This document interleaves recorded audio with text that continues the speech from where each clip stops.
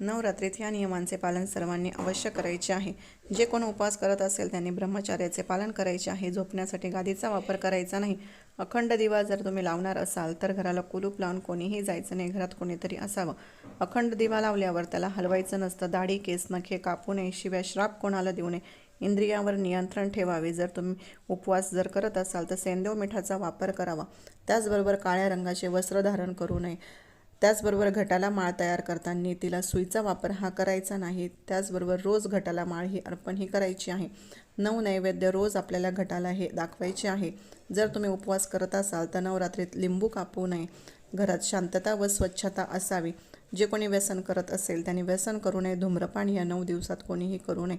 कांदा लसूण खाऊ नये. त्याचबरोबर जर घरामध्ये सुवासिनी स्त्री किंवा जर कुमारिका आली तर तिला हळद कुंकू लावावे. फळ, दूध, साखर तरी द्यावी. तिला रिकाम्या हाती पाठवू नये. हे नियम सर्वांनी नवरात्रात पाळायचे.